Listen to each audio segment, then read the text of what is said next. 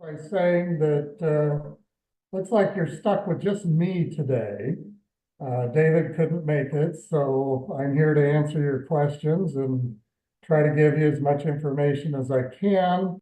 And what we have learned so far, things are changing. This is all new. Um, so there's still some details to be worked out, and I'm going to go over a few PowerPoint slides initially to get some of the basic information out there. And also what we don't know for sure. I'll point out that as well. And then we'll go over some questions and answers. After that, we've had some people submit questions ahead of time, so I will get to those. I'm open to all questions relating to the USDA Animal Welfare Act licensing. This particular Q&A is aimed at the issues surrounding rescues and exhibition.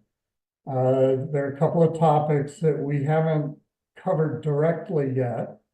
We primarily focused on breeding and selling birds. But the USDA does cover exhibition as well, and how rescues and shelters fit into that. It's still being worked out, but we'll go over what we do know. So let's see if I can get my PowerPoint here to advance, hopefully. So we'll go to the next screen. There we go. All right. So I'm going to go over some of the basic information. Some of this is review, but you need to have that understanding as we cover some of these other topics like exhibition and rescues and shelters. So it's important to understand that the Animal Welfare Act regulates commerce. The Animal Welfare Act is the regulation that we're talking about that now requires us bird people to have licenses if we're engaged in any covered activity. And a covered activity is most often signified by money. So there is an exchange of money involved with the activity involving birds. It's likely that a license will be required, but there are certain exemptions to that, which we'll go over. Relating to the topic today with rescues and sanctuaries, which are mostly nonprofit businesses, that doesn't excuse you from licensing. It doesn't matter if you're nonprofit or for-profit, the exchange of money still happens. So just because you're a nonprofit does not make you exempt from licensing. To that end, looking at how the regulations are written, an adoption fee, if you adopt out birds from a rescue or a sanctuary, and you charge an adoption fee, that's still a price tag. It's money being exchanged for, in this case, a bird. So the regulation doesn't see that any differently. Right? So bird shows, though, a lot of people ask us that because it talks about regulating exhibition under the Animal Welfare Act. Well, bird shows where birds are exhibited in competitions, best of show. You're going to take your cockatiels, or your lovebirds, your canaries, or whatever, to the National Bird Show, and you're going to compete for the top prize, the blue ribbon or a trophy, that sort of thing. Those are specifically exempt. So if you're taking your birds to a competitive bird show, that does not require you to have a license to do that. And the bird show itself doesn't need to have a license if that's what they're doing. For the Animal Welfare Act, exhibition refers to creating income from the display of birds, such as is done at zoos or for entertainment. So think of animal acts. You pay an admission fee to go watch an animal act. That's entertainment. Whether or not it's educational, a lot of us have seen wildlife encounters, things like that. So if you take animals, mammals, birds, whatever that are covered under the Animal Welfare Act, and you put on an educational show, and you earn income from doing that, that is a covered act. under the Animal Welfare Act, and you would need a license to do so. And we'll go over some of the minimal requirements for that on the next slide or two. So in other words, if you receive income for putting on an educational show using birds, you may require a USDA license. So bouncing kind of a little bit back and forth, pet stores and breeders have exemptions as well. This again is review. We've gone over this many times, but it relates to what we're talking about with exhibition and with rescues and shelters. So first one to be aware of, as most of you have heard, is that retail stores and breeders do not need a license for selling pet birds if the seller, the buyer, and the bird are all present during the transactions and the sales are to consumers. In other words, the pet owner is the one buying the bird. You're not selling the bird to a dealer who is then going to resell it. That doesn't count as a retail sale. So a retail sale must be to the end consumer, and it must be of a bird that's on the pet bird list. We've talked about that before. I'm not going to go over the list. The list is on the USDA website. And it's a pretty comprehensive list of birds that are considered to be pet birds in this country. Now, stores and breeders may also ship up to 200 small and or 8 large pet birds annually without needing a license. So in other words, if you're a pet store, you have people coming in all day long, all week long, all year long, buying birds from you. You can sell as many as you want that way, as long as it's the pet owner that's coming in to buy their new pet to keep.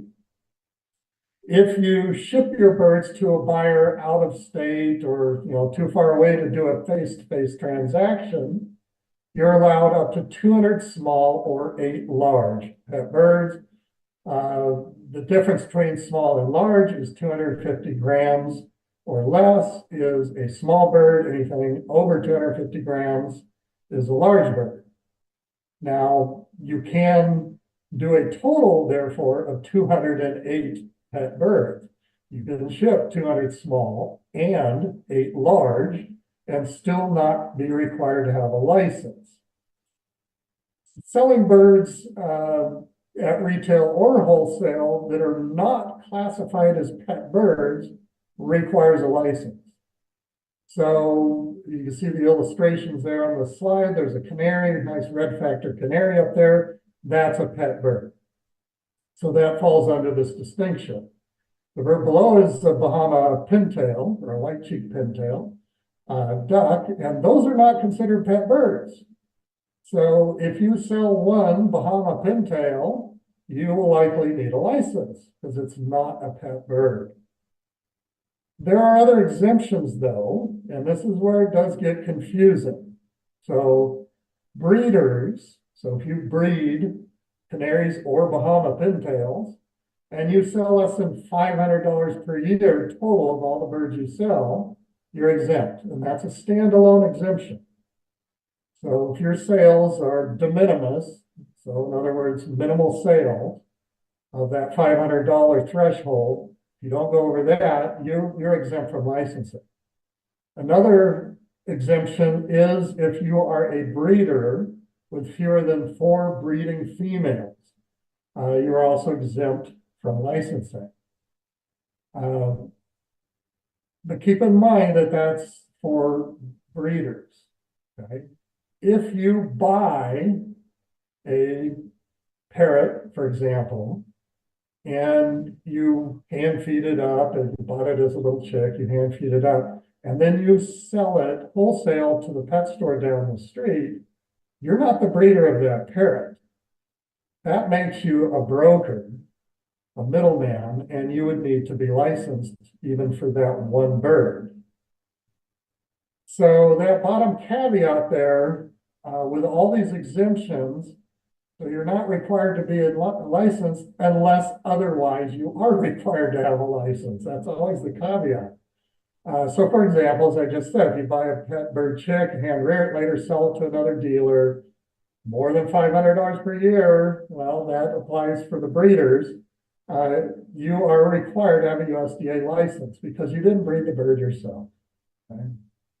So I know there's lots of if this, then that type of requirements, and it gets a little hard to keep track of, and even I lose track of these things sometimes. But those are the basics, and again, that's all review. So how does that play out with one of our topics this evening, which is rescues and sanctuaries? Well, if you consider that a rescue takes in pet birds and adopts them out, that's essentially analogous to a retail pet store. So they fall under that retail pet store exemption. Adopting out birds is the same as selling them in a pet store. Rescues and shelters do not need a license for this activity if the seller, buyer, and bird are all present during the transaction, right? The same exact requirements. And rescues and shelters may ship up to 200 small or 8 large pet birds annually without a license. It's the same exact thing. So just think of a rescue and or a sanctuary as a pet store, provided they're adopting out birds. It does the same thing under the regulations. So for exhibition, the de minimis on that, meaning if you have fewer than the de minimis for exhibition is 8 birds. Or there is a separate category for raptors where 4 is your de minimis amount. If you have more than 4 raptors that you're exhibiting, you would need a license. So if you have 8 macaws, you don't need a license if that's all you have and that's all you're exhibiting. Whether they're large or small or pet birds or not pet birds doesn't matter. It's 8 birds or 4 raptors is the de minimis threshold. Pet stores are allowed to exhibit unlimited birds for sale. So pet stores, remember, have the pet store exemption. And the law does not want to prevent them from exhibiting and promoting their business and selling the birds that they have available. So that isn't considered exhibition. Remember, exhibition is more about things like zoos or entertainment shows where you're raising money from showing those birds to the public. Birds on public display over that de minimis at a hotel, for example, this is one of the examples we covered before at our conference in Dallas. So if you run a business like a hotel where your business isn't selling birds, but you have some on display for your hotel customers to enjoy, that is exhibition. Likewise, if you run a YouTube channel, and I know there are a few of you, I think some of you are on the Zoom call right now, they have YouTube channels. So if you have YouTube channels and your YouTube is monetized, in other words, you get money from YouTube for how many clicks you get for people watching your videos, you're an exhibitor. But remember the de minimis level, if we're dealing with exotic birds, non-raptors, the de minimis level is 8. So if you show 8 or fewer birds on your YouTube channel, you should be exempt from licensing. But the second you show that 9th one, you're going to need a license under USDA regulations. Sanctuaries that display their birds for fundraising and do not adopt out birds probably will need a license too, right? The only income is coming from the exhibition of their birds, whether it's an open house event, right? That's the same as admissions with zoos, people coming in to see the animals, they do a fundraiser there, or, YouTube is online. Many of the sanctuaries have websites that say, here's our birds, donate now. Well, if that's your only income stream and those birds are permanent residents, it's likely you'll need a license. And that likely word that I just used is going to lead us into, I think it's our next slide where it's unknown. I'll go over that a little bit more. But our final bullet point on this slide is rescues that primarily adopt out birds are most likely exempt under the pet store exemption, as I described earlier. I'm sure it's not as clear as mud to you now. Doing my best to make it understandable. So USDA, all right, so next slide, that's the unknown. I don't have my preview in front of me. USDA doesn't cover private ownership of birds not related to commerce. Remember, this has to be in commerce. So a person can have 1,000 birds or more that are their private birds on their property. You don't charge admission, you don't raise money by showing them to your neighbors, and you don't sell them, or as long as you sell under the de minimis pet birds, you don't need a license. So USDA isn't coming after private owners, they're coming after commerce or commercial sales or commercial activities. A breeder can produce unlimited pet birds annually and sell them all in retail transactions as defined. As defined is those face-to-face transactions where the buyer, the seller, and the bird are all present for that transaction. So you will not be required to obtain a license. Doesn't matter how many you sell, as long as it's in face-to-face transactions to the pet owner. So taking your birds down to the pet store and selling them to the pet store for them to resell, even if you're doing that face-to-face, that's not a retail transaction, even though you're face-to-face, because the pet store isn't the final consumer. They're going to resell those birds. So it's only when it's the end consumer that's buying them in a face-to-face transaction. So again, retail pet stores and pet bird sellers can display your birds, exhibit them, for sale without needing a license, provided you follow that retail pet store requirement of face-to-face to the end consumer. All right, so what's unclear about all this? Well, probably more than what's on the slide, but what we don't have clear answers on yet are things like individuals, rescues and sanctuaries that exhibit their birds for fundraising. They may or may not be exempt from licensing under that retail pet store exemption. And part of that is because of the retail pet store exemption. If the birds that they're putting on display are adopted out, as I mentioned earlier, that's the same as a retail sale. They're allowed to exhibit those birds for that purpose. What's unclear is that that's not always the business model of a lot of rescues and sanctuaries. While they may get some money for the adoption fee, some of them receive significant funding from those donation buttons as a result of exhibiting their birds, right?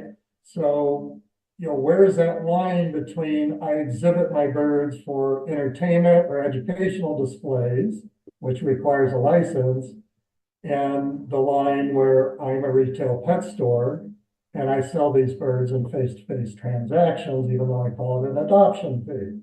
So we don't know where that line is yet. Receiving money to accept a bird in a rescue and sanctuary, that's not a sale, is it, right? You're not exchanging money for the bird. Money comes with the bird. And while that, I'm sure, is very rare, it does happen, where somebody may want to provide funding for their beloved pet bird that they have to give up to a rescue or sanctuary. That does involve commerce, and it's an exchange of money. Where does that fall? The regulations don't cover that. There's no definition of that in the regulations. So we don't know how that will end up playing out. And receiving voluntary donations is definitely still income, but the Animal Welfare Act language is not clear if this is covered commerce or not. And we have to figure that out. So again, think of the pet store model. A pet store is receiving payment for the bird when they sell it. Likewise, a rescue that's adopting out birds is receiving payment. Those two things are the same thing. But with all those donate buttons on most of the websites for these rescues and sanctuaries, that's income coming in for them showing their birds online, like YouTubers do. But it's voluntary. Is it covered or not? The language isn't clear. So honestly, we don't know. I can't answer that question. USDA hasn't been able to give me a clear answer on it. So the regulations at this point haven't been updated or clarified to address these sorts of transactions or business models or exchange of money. And I know we've all heard of horror stories and horrible situations where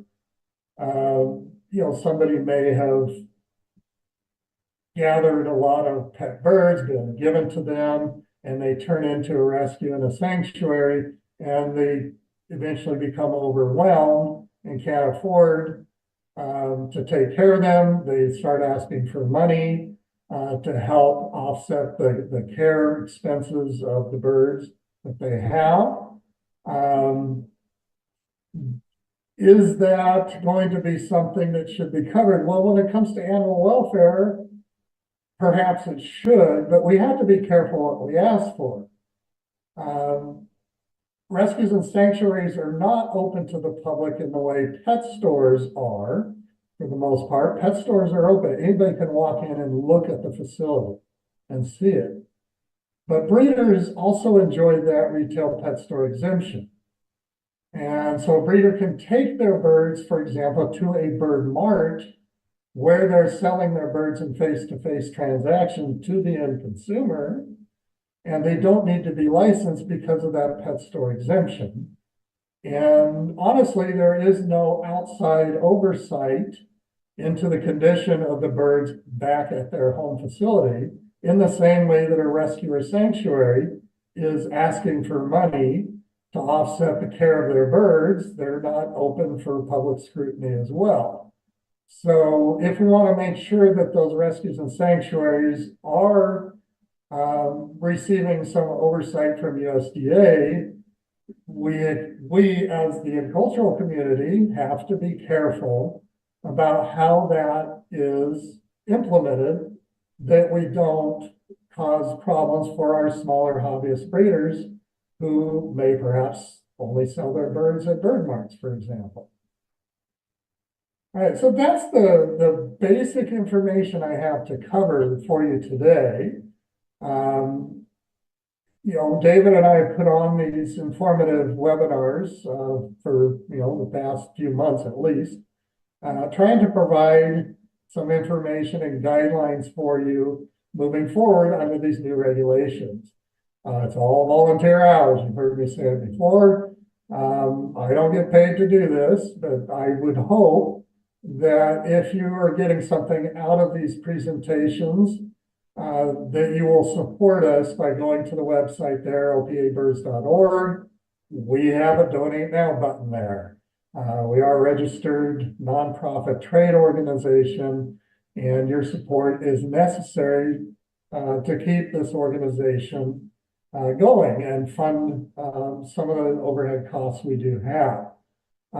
We are also working on the final bits of a USDA application guide. We've just got some final review of it, and OPA will be making that available to help if you're applying for a license or thinking of applying for a license. This will give you a little bit more of a guideline coming from a licensee standpoint. I did have my inspection, and I'm happy to say passed with flying colors on the first try. And now with that experience, I'm putting that information in the OPA guide to help others as well. So that will be coming up. We'll probably put it up on the website for you to download, and we'll have it on social media when that's available. Excuse me. So at this time, I'll open it up for questions. And we did get a few questions. Let me stop sharing the screen so I can see my screen a little bit better. There we are. All right.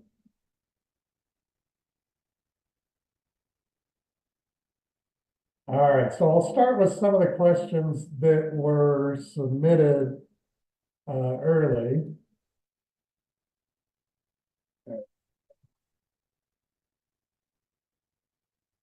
All right, from William. Hopefully I answered this question for you, William. William asks, I'm confused about how the less than 200 birds weighing less than 250 grams rule comes into play. If I face-to-face sell every bird, can I sell an unlimited amount?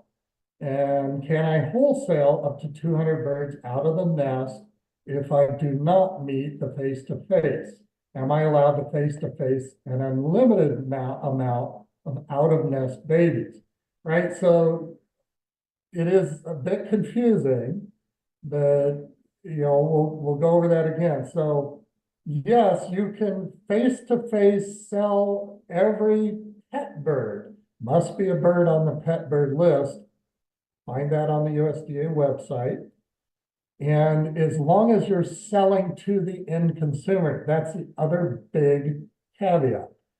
Wholesaling and face-to-face doesn't count as a retail transaction. That removes your retail pet store exemption if it's a wholesale sale you're making.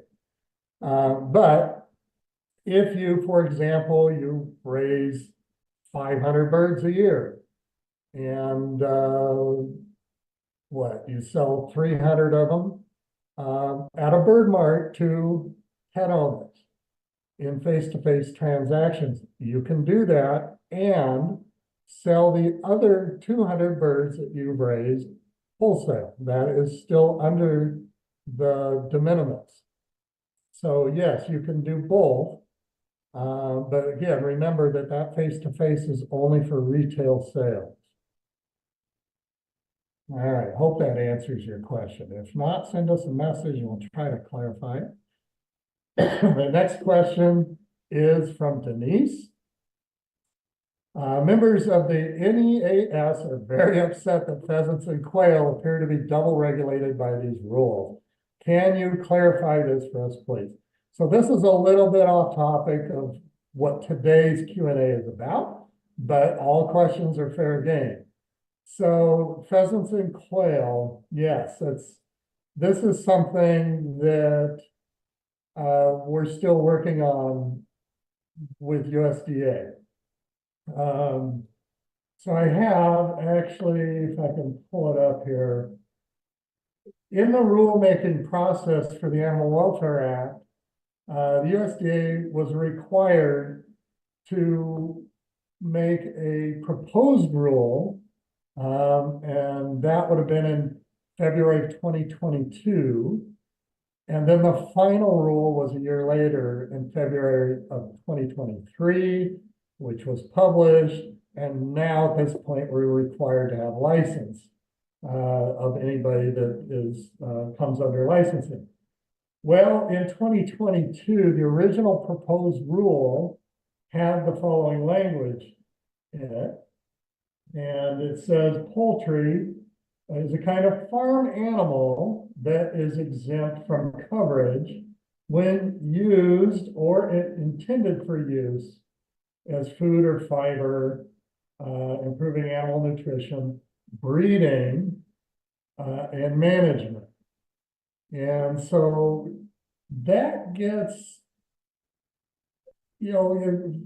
from the wording there, it would appear that poultry would be exempt. And later in that proposed rule, the following language appeared. It said, in addition to these changes to the definition of farm animal, we, USDA, would also add a separate definition of poultry to the Animal Welfare Act regulations to clarify what birds are considered poultry. This term would be defined as any species of chickens, turkeys, swans, partridges, guinea fowl, and peafowl, ducks, geese, pigeons, and doves, grouse, pheasants, and quail. In my mind, that makes all of those birds poultry.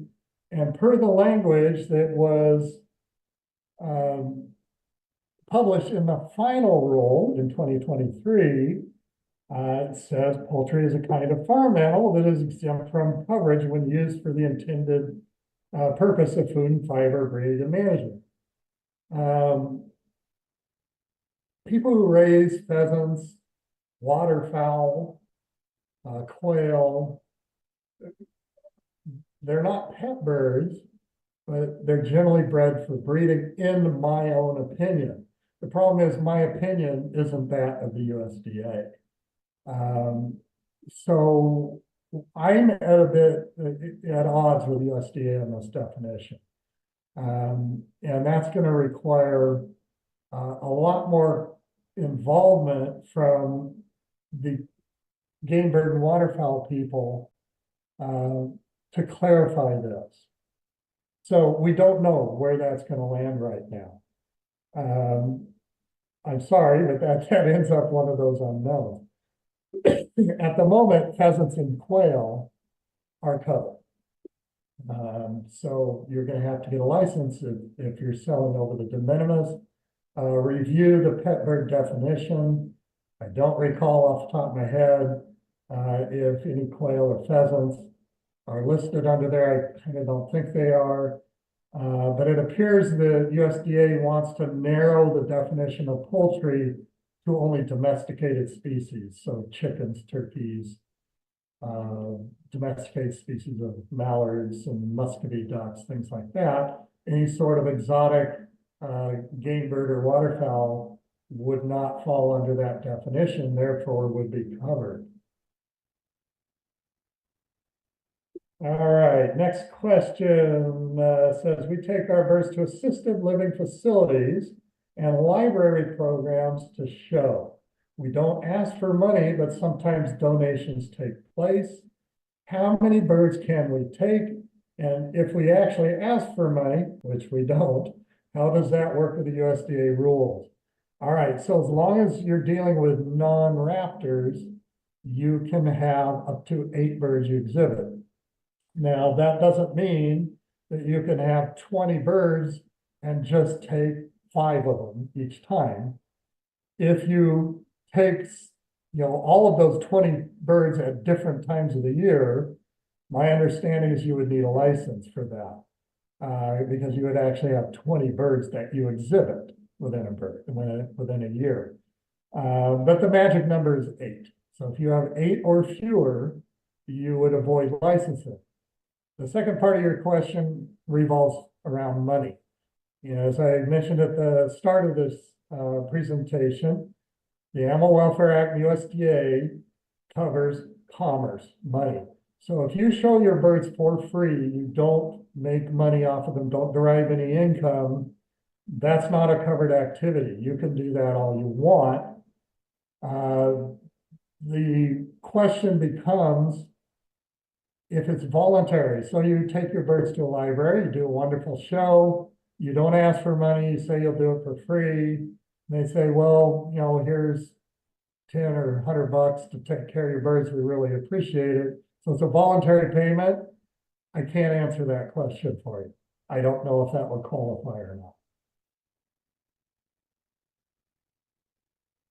All right, next question from Robert. A lot of game bird breeders are confused about this. How does this affect those raising pheasants, quail, and partridge, especially egg sales? Well, that adds another dimension. All right, so I covered pheasant, quail, partridge. At this point, USDA is looking to regulate you unless these are domesticated species. Eggs, however, are not considered birds. Eggs are considered birds when the hatching process begins. Oh, what does that mean? Well, the USDA defines the hatching process as when the chick tips the shell. So as long as you're selling freshly laid eggs, that is not a covered activity. If you're selling your pheasants, your quail, or your partridges after they hatch, that is a covered activity. So the way to avoid it is to sell hatching eggs, and that happens a lot in the game bird and waterfowl arena. In exotic birds, especially with citizens, parrots, selling eggs is, of course, a big red flag. You're probably dealing with a scammer who wants you to send them money. And if they send you anything, it'll probably be a chicken egg or something. But most likely they're selling or trying to appear to sell a parrot egg in order to get money from you and not send you anything. But shipping eggs, selling eggs is a common practice within game bird and waterfowl, and those eggs are not covered. They're not defined as birds yet. So selling eggs is fine. Once they hatch, it is covered. Okay, next question comes from Debbie. I talked to Dr. Yeager about getting a license that will allow me to have a show or event, and I wouldn't have to be inspected. Do you know what that would fall under? Okay, so Debbie, I recall talking to you about this before, in Dallas in particular. And we do have further clarification, it appears. Since you run a retail pet store, you enjoy the retail pet store exemption as long as you're doing face-to-face transactions. As long as you're not shipping more than the de minimis, that 200 small and 8 large number of pet birds, you enjoy the retail pet store exemption. You are, as a retail pet store, allowed to exhibit your birds. So as part of marketing your business as a retail pet store, and my understanding is you will not need a license, even if you're taking your birds out for educational shows, if you're doing a trained bird act, if you're doing it for money, but you're doing it in the name of promoting your store, you should not need a license for that. So you're good. Please seek further clarification from USDA, right? I am not working for USDA. I don't make official announcements or decisions for them. What I'm giving you is my best understanding of the regulations, and that understanding is evolving. But from where we're at right now, I think you should be good. All right, from Stanley. Does fresh food need to be stored in a different refrigerator than that of the facility? And yes, you should have a separate refrigerator for storing bird food separate from human food. You should not put bird food dedicated for your birds in your human food refrigerator. It's best to get a separate small fridge for that. Not that I would encourage you to play fast and loose with the rules, but let's say, for example, you have a refrigerator for your human food. You have last night's soup in there. You have some salad for your dinner tomorrow, some apples, some bananas. Well, nobody keeps bananas in the fridge. Let's just stick with apples. Those apples are for human consumption. Does that prevent you from taking an apple out of the fridge, then preparing it, slicing it up, giving it to your birds? I don't think the USDA is going to go after you for that, provided that the food was in the fridge as human food. It wasn't dedicated for your birds, okay?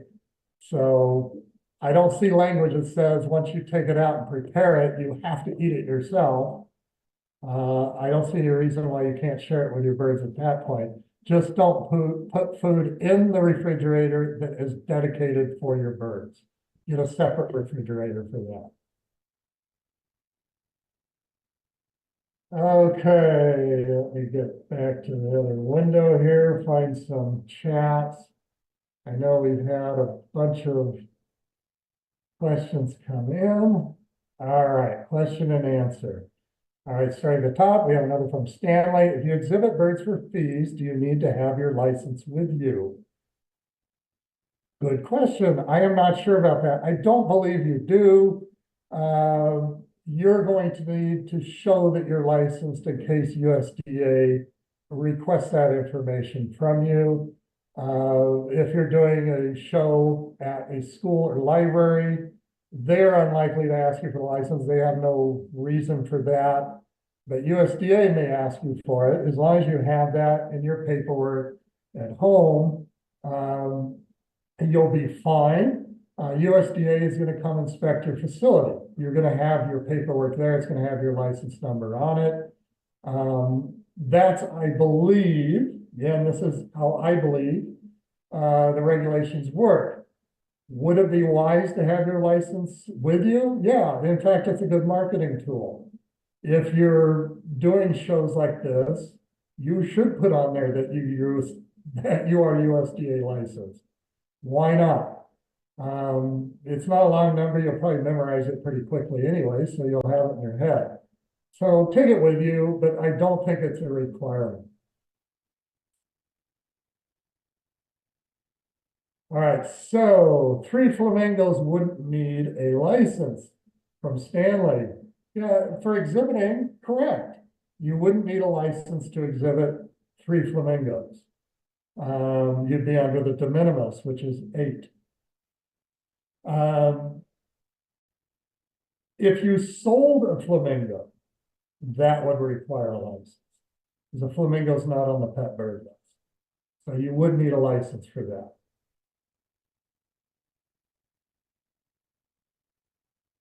From Shelley, what about a single pet bird who belongs to a business owner and lives at the owner's place of business, a gift shop or furniture store, for example? Great question. My understanding is that you're under the de minimis of 8 birds for exhibition.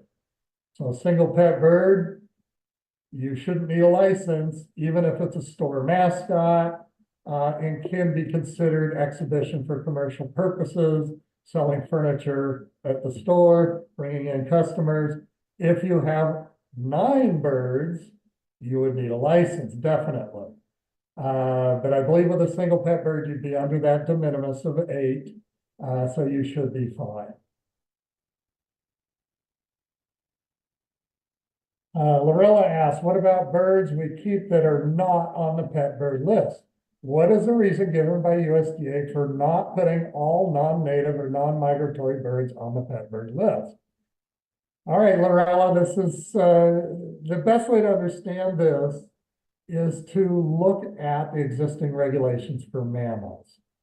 All right, so for mammals, pet mammal species are things like dogs, cats, hamsters, rabbits, guinea pigs, common domesticated pets. A lion, a skunk, a raccoon, a spider monkey, none of those are considered pet mammals. They're considered exotic mammals. So the restrictions are less on those. You need to have licensing with just one animal, that you sold. So you kind of have to look at it in that framework, and birds are following the same framework. So common species of pet birds are things like canaries, budgies, cockatiels, lovebirds, ringneck doves, etc.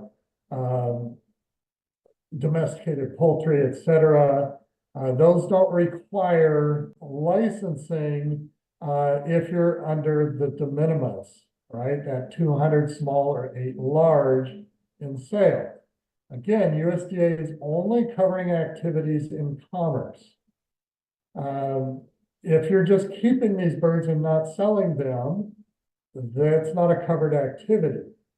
Now, where your question comes into going over that line is if you're you need to be USDA certified. For example, Lorella, you raise eclectus. Eclectus are a large bird. They're more than 250 grams. So if you sell more than 8 eclectus in a year, and you ship them to your buyers, you would need to be licensed. Or if you sold them to a dealer who is then going to resell them, a pet store or whatnot, you sold more than 8, you would need to be licensed. So you would need to be licensed as an eclectus breeder. Now, if you had some other birds in your facility that are not considered pet birds like eclectus are, they would be licensed under the same facility regulations, even though you haven't raised any, you haven't sold any, unless you have a separate facility for those. For example, in my own facility, I have a breeding operation that my commercial birds and all my breeding birds are part of. I have a pet cockatiel I inherited. Lives up at the house. He's totally separated from the rest of the birds. Has nothing to do with that, and he's a family pet. His cage, his surroundings are not regulated. They're not inspected by USDA. He's not a part of the commercial operation. There's a distinct separation there. But if your non-pet birds are part of the same facility, they're going to be inspected. And again, as a non-pet bird, if you sold one of those, retail or wholesale, you would need a license anyways. All right, Debbie asks, I understood that even a retail pet store could not ship a bird purchased by someone. If you're a retail store and you're selling that bird and shipping it to its owner, you would not need a license provided you haven't gone over that de minimis of 200 small, 8 large. You're allowed to do that. Are you allowed to ship birds you don't own for a customer? I don't think so. I think that makes you a carrier. You would need to check with USDA for further clarification on that. But if you are, not buying and reselling, and you're just performing that shipping service, that's a different activity. So I would look to USDA for clarification. I hope that answers your question. Again, that de minimis, that 200 small, 8 large is for pet birds only. Most of our common species of parrots do fall under that classification. Most of our small finches and canaries fall under that classification. So you're okay there. All right, Zeb says pet stores and rescues may need to advertise or have a presence on social media. They should be exempt as sales happen in person, but does marketing your organization also make you an exhibitor? No, Zeb, it doesn't. So I think we went over that before. You may have put that in before I covered that. But yeah, a pet store, if you're in the business of selling birds or adopting birds for an adoption fee, you are allowed to exhibit those birds and promote your business, promote that you have these birds available. That is not an exhibitor, that's marketing.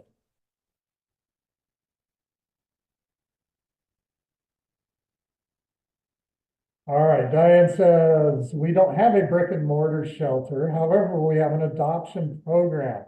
We're the referral service. We don't see or touch the bird. We do the legwork for the adoption candidates and then refer the qualified candidate to the owner looking to rehome their bird. The owner is the one who makes the decision as to where their bird is rehomed. We do charge an adoption fee, but it's more to help us with the cost of our website, phone service, email hosting, printing, blah, blah, blah. Even if we reword the name of the donation, would that still be considered income? Well, any money you bring in is income. Whether that's a covered activity, that's a great example, Diane. I understand exactly what you're doing. So I will answer in part what I can, and I will tell you up front that I can't answer all of it. So the part of the transaction where the adopter is adopting out their bird to the person who's coming to adopt the bird. I don't know if that's the adopter, the adoptee, it's the bird, the adoptee. Never mind. Let's make it a buyer and seller. Okay, the adoption fee is a price tag. We've covered that. So let's say the buyer comes face to face to the person who's rehoming their bird, seller. That's a retail transaction. So that's not covered. But what you're asking is you've made a commission as a broker. You've made money, a commission fee off of facilitating this transaction. You've never touched the bird. you simply played middleman with your website, etc. I'm inclined to say that you're exempt, but I'm going to tell you that you need to talk to USDA. I'm sorry. I'm pretty comfortable thinking you're exempt because you have no facility that houses birds. There's nothing for USDA to inspect. Your adoption fee is again a sort of commission off of a retail sale, a non-covered activity. I think you're fine. Can't promise that, sorry, but I think you're fine, Diane.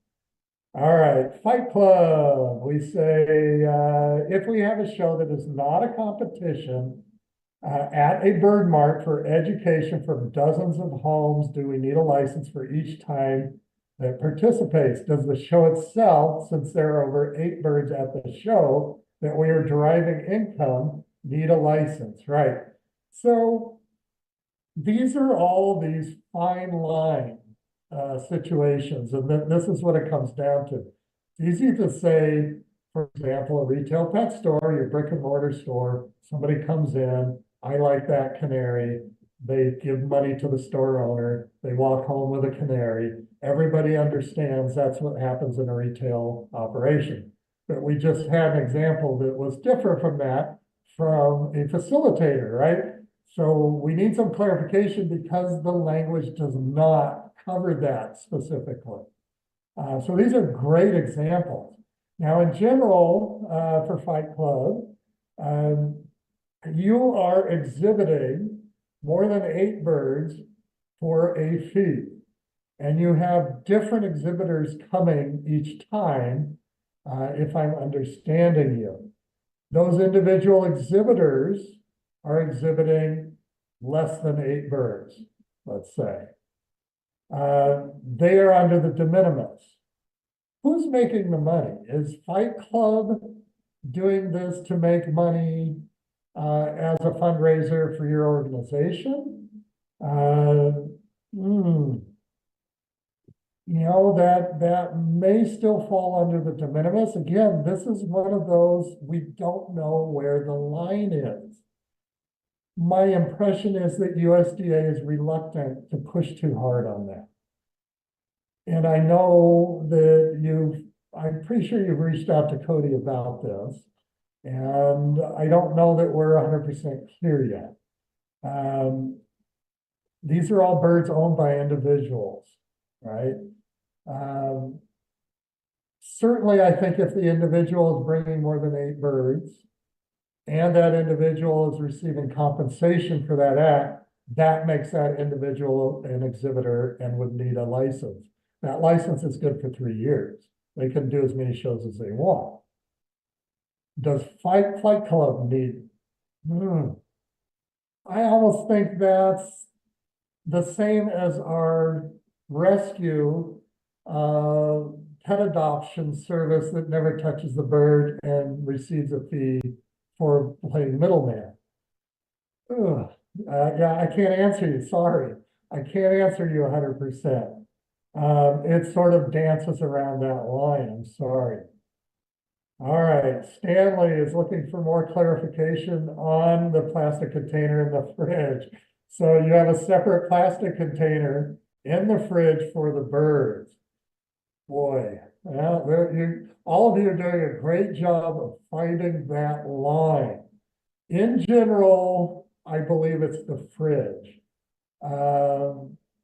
You know, it might be easy just to get one of those little separate refrigerators that you keep in the garage or whatnot for the bird food. I honestly can't answer that if it's a plastic container dedicated with bird food. Maybe you sprout for your birds and you don't eat it yourself. So it's dedicated for your birds and you want to keep that covered and in the fridge. I'm not going to answer you, sorry. You know, again, it might be better just to say, oh, that's human food. And then you share it with your birds after you take it out of the fridge. Yeah, I'm not here to advise you to skirt the rules. I'm just saying. All right, Fight Club. I own 12 birds, but display 8 or less in my education program. Do I need a license? No. My understanding is you do not, as long as you only exhibit those 8 birds or fewer. The second you bring the 9th bird in, you need a license. So as long as you stick with those. Now, it would be ideal if your exhibition birds were kept somehow segregated from your other 4 non-exhibition birds. That would be ideal. Remember, you're not licensed. USDA isn't coming unannounced, knocking at your door as they do with licensed facilities and double checking on you. I can only see you needing to be addressing this issue if somebody reported you, which is plausible, right? So you may receive a call from USDA and explain that you only exhibit 8 or fewer birds. In which case USDA is going to say you're under the de minimis, you don't need a license, you're good, thank you.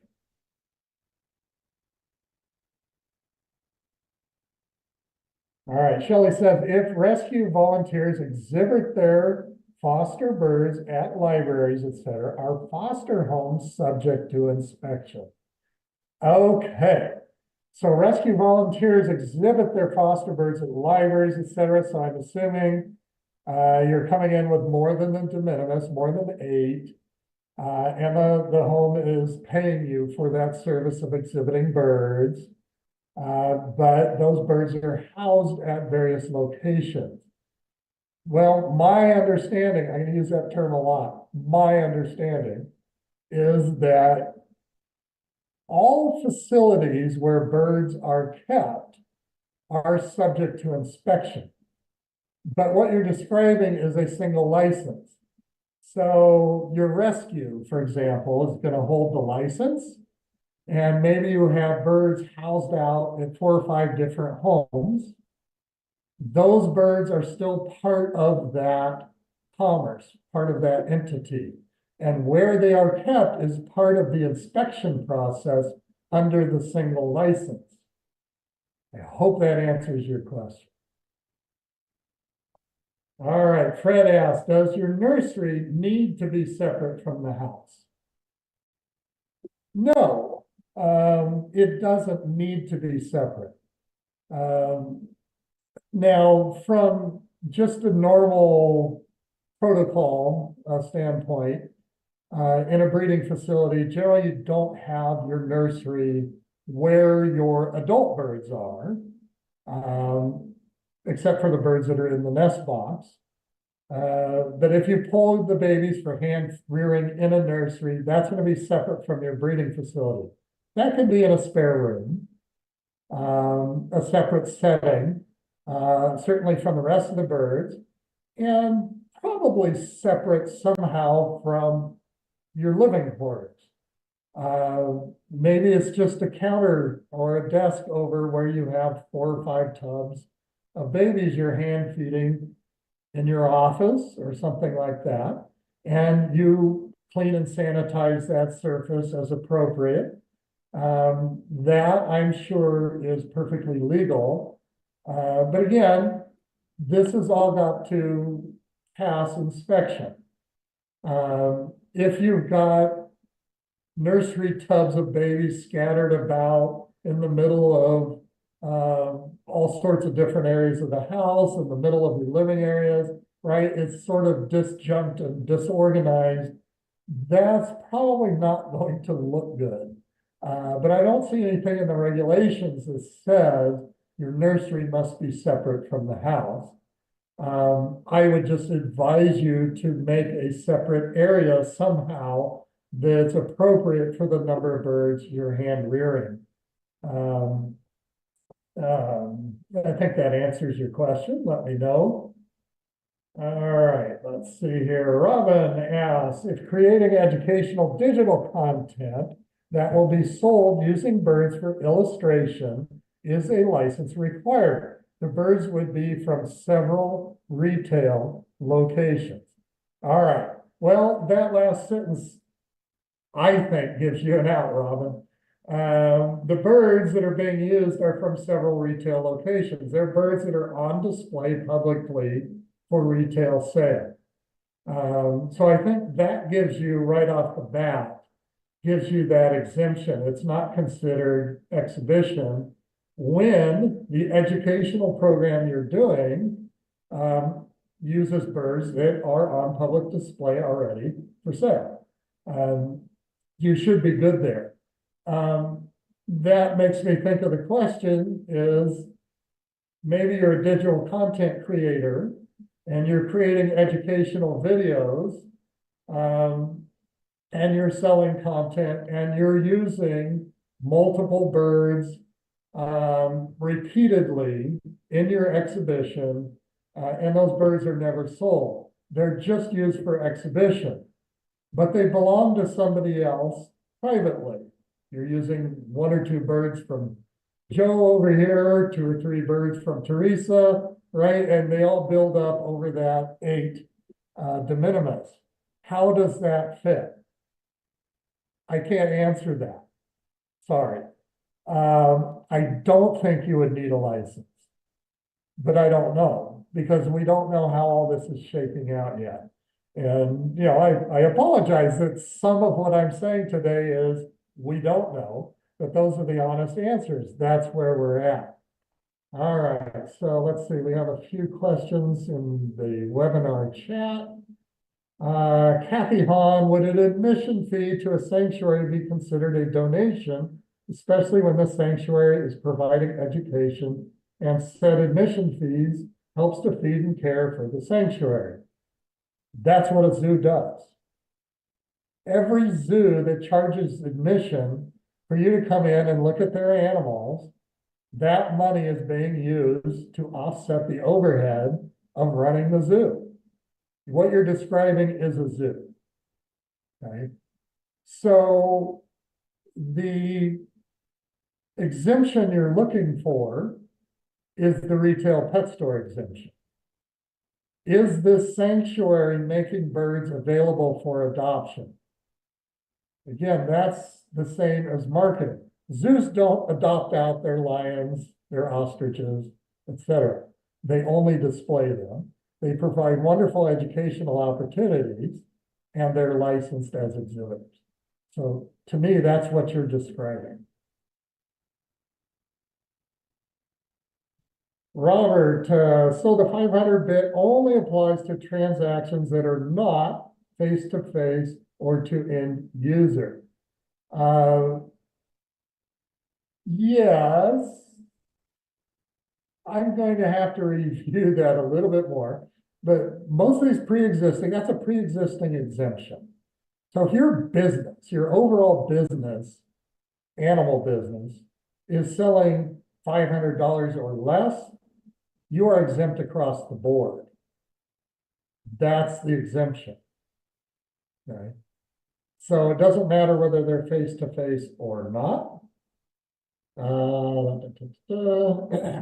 Kathy, I'm asking on behalf of a 501c3 sanctuary. Sanctuary requested admission fee. Right, that's the zoo one that I just covered. It's also a beautiful garden. Sure, that's great. You receive education. Yeah, that's all. You're describing the San Diego Zoo. It's a beautiful educational facility, one of the largest plant collections in the world, gorgeous grounds. They run shows there, educational shows. There's educational placards all over, and they charge admission. That's an exhibitor. If you're a sanctuary charging admission to see the birds and explaining their care, their conservation, and that's it, you are an exhibitor. That's it. So if you have more than 8 birds on display, that's it. You're not under the de minimis, you're exhibiting birds.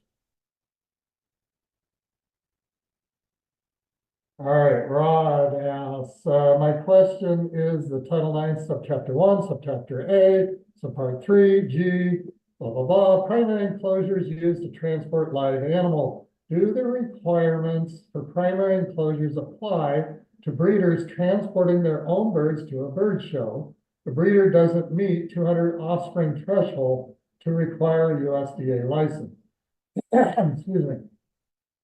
All right, so do those transportation requirements apply to a breeder transporting their birds to a show, and that breeder is not licensed already? He doesn't sell 200 birds a year. He's under the de minimis. Technically, no, he's not a licensed facility. Nobody's inspecting those transport containers. The transport requirements, the container requirements, are relatively minimal. He's probably in compliance already, especially if he's transporting the birds in his own vehicle. Vehicles are part of the transportation of the birds that are licensed. When I had my licensing inspection, I told the inspector that's the vehicle I use to transport the birds I'm selling or shipping. And it's required to have air conditioning, et cetera, et cetera. There's got to be a place to set the carriers where they're not going to fall over or fall down on the floor, right? A nice flat cargo area, and that's what I have. So it's very simple. Most cars pass the requirements. Most carriers or containers you use are going to pass the requirements. They're basically less strict than IATA requirements. The requirements for the containers, the transport containers, are things like the birds have to be able to turn around, spread their wings. There has to be enough room for them to make normal postural adjustments. Right, that pretty much fits most carriers. There's information in there about food, about supplying food over 24 hours, et cetera. If you're transporting birds to a show, you're already doing that. But for a non-licensed breeder, you're not required to follow the regulations. You probably are, though. All right, Morgan, just to verify, as a private owner, if I exhibit 8 or more of my birds for educational purposes in person once a year, and I derive no income from this single instance, do I need a license? Birds are under de minimis. Thank you. Yeah, my understanding is if you exhibit over the de minimis, but receive no income from it at all, you're doing it for free. You're taking 10 birds to the local school, and you're talking to the children about birds. You're talking about their conservation, their care, etc. You're even showing some birds that are trick trained. Maybe they play basketball on the table, but you're not charging a fee. You're gaining no income from that activity. That's not a covered activity. So you should be fine there. Certainly if you're 8 or below, you're also under the de minimis, you're not required to be licensed. All righty, let's see here. I think I've covered everything. Nick, are you seeing any more questions anywhere? We're all caught up. Awesome. How about that? We do it again. I'm going to put that last PowerPoint. Let's see. All right, we want to get the website up there for people and encourage support. Where'd my mouse go? There it is. All right, my mouse is not cooperating. Shift F5. I don't know if it's going to work. Yeah, it's blank. My PowerPoint isn't cooperating.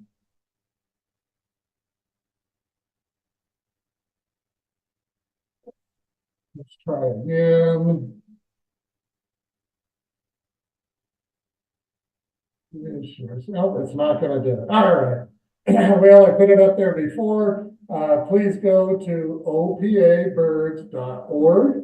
If you support the work we're doing here, we appreciate your support, your donations. That helps keep us growing and active and out there working on behalf of the agricultural community.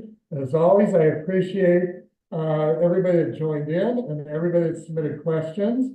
Please feel free to ask questions on our Facebook group. We'll try to get them answered there as well after the show. And as I mentioned earlier, OPA is hoping to come out with a licensing guide to help you in the process of preparing your documents and your facility for licensing under the USDA Animal Welfare Act. So until next time, I know there will be lots more questions that we haven't answered yet. So I'm sure we'll be doing another one of these in the future. So stay tuned for that, and I will see you then. Thanks for joining.